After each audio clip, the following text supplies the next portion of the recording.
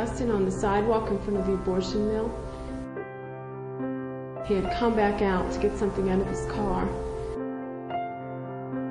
He looked sad, and I said, "Isn't there something that we can do to help you?" And when he turned, I could see that he was really struggling with his decision. No one talked, it was silent. It's just like being in a funeral home, like you're at a funeral.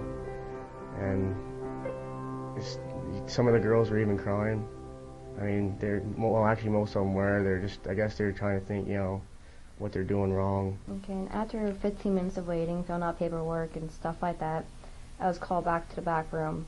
It was really small, tiny, and everybody back there didn't really talk at all. They just glanced at each other, and they didn't make any conversation with me, how I felt, or nothing. We took the ultrasound, and they just looked at me and walked away. But I told him that we really cared about him, and that if he would bring his girlfriend out, that I would be very glad to speak to her. And I remember saying to him, you seem to feel quite comfortable with me. You're talking comfortably. I'll make her feel that way too. I'm sure she's afraid right now. Bring her out. Tell her that I care and I'll help her. And as he seemed to hesitate, I remember saying to him, I know that you're young, but a man knows how to protect the woman he loves. And a man has always the desire to protect his child. You can do it. One of the first things I said to her is, do you think it's a boy or a girl? I like to do that because it immediately makes the parent think, that's right, it's a boy or a girl. It's a child. And if they don't answer me, I always say, come on now, it has to be one or the other. What do you think? So many times people are talking about pregnancy as if it's some kind of disease, something very negative, and nobody remembers about the baby. When a couple are so full of fear, it's difficult for them to think of a child. But just by asking that question, it brings to mind the reality of the baby. And I remember distinctly they were both so certain it was the boy. And so I asked them if they'd like to see this little child. And we brought them across the street to our new office. And there they were able to see the baby on the ultrasound screen. A very active little baby, swimming and kicking about. But one of the really cute things is Mom and Dad's eyes filled with tears, and they were excited and kind of giggling and watching him. He took his little thumb and held it up and gave them the thumbs up sign. It just was like, you're in the right place now, Mom and Dad. Everything is going to be okay. And they were so touched by that and excited. We were able to give them that picture to take home with them. You could see the thumbs up. And we went back to ultrasound, and I seen him, and I just started crying. I had tears in my eyes. I was so happy to change my mind. It was just so amazing how something like an ultrasound can just change your mind that quickly. And Joan offered a lot of hope. I mean, she told us in detail what we could do and the choices that we could make, and the good that we could do, and just gave us a lot more hope than we actually had being over in the abortion clinic. I mean, there's no hope over there. The joy on Joan's face when she looked at us and told us the choices. We just seen in our eyes that we had another way, another path. It was just, she got right to my heart. It's such a blessing to know that we can just walk right across the street from the abortion mill and bring these people to a place of hope.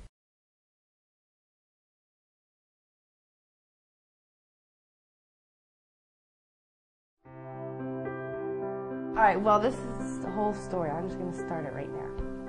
Alright, I was with my baby's father for 6 months or something before I got pregnant. And then I found out I was pregnant. I was 2 months. And I was telling him about it, and he was happy and everything. But then I was maybe I don't need a baby right now, because I was 13, really young. So then I was walking down South Main Street. I used to walk around here a lot. I used to just go for walks just to be alone. And I was thinking about having the abortion. And I'm walking past, and I just looked over to my left, and it was just right there in the window, a big poster. And I started reading it and getting interested in it, and I read the whole thing. It said about the stages of pregnancy, and when the baby starts breathing, when the heart starts to pump, and when the baby starts moving his fingers and stuff like that. It's like a sign, kind of. I needed to keep it. Because it was at the right time, too. It was weird. We use the window to educate the public. It's a busy street. People walk by all the time. We love to watch fathers and mothers showing their 4- and 5-year-olds pictures of fetal development At times we've used fetal models, other times beautiful posters that show the unborn child. We put little slogans and things like that. So I was like, that is too cute. Can't get rid of it. Can't hurt an innocent baby for no reason. She has such great courage. And I think young women need to know that we admire that. That despite her age and the circumstances and feeling so alone, when she knew about fetal development, her heart immediately knew what to do. This is my child, I can't hurt it. Before, she wasn't certain it was a child, and then she could be confused. But as soon as she had some facts, she knew what she needed to do. I called my baby's father to ask him what time he was coming to my house and stuff, and he told me that he was on a plane and he was leaving, and I was like, wow. So then after that, I went to the doctors and I heard the baby's heartbeat and everything. Ultrasound is such an effective tool to help a mom bond with her baby and see the beauty of the gift of life. So I had her at 1:03 in the afternoon. And all my family was there and everything. And since you're supposed to have a dinner, I guess, for you and the dad. So since her dad was there, I just had it with my dad. Yeah. And she was the tiniest little thing. And now she's huge. She's like a giant now compared to what she was. When I think of Jackie's story, I think there are no coincidences. What a beautiful thing to know that even such a simple little job as decorating the window saved someone's life. Without real help, women who are poor will still continue to head toward abortion. Unfortunately, they're afraid, they feel victimized, and they don't know what else to do. We need to show them that we really care, not just when we're looking at that beautiful baby on the screen, but for as many years as they might need us. It's so important. Statistics show now that although there's a decrease in abortion among affluent young women, there's a 30% increase among the poor. So as pregnancy centers tend to move more toward a medical model, that's beautiful, it's very effective, but we have to make sure that we remember that the poor need us too. Very young girls tend to be poor. They need help with material things so they can put their efforts into their studies, so that they can do better. It's not to enable them to stay where they are, it's to give them a foot up so they move forward.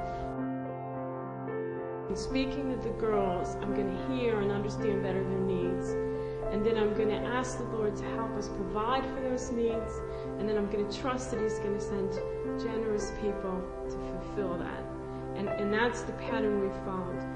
We don't have so much a formed idea, but an openness to God's will expressed through the needs of His people.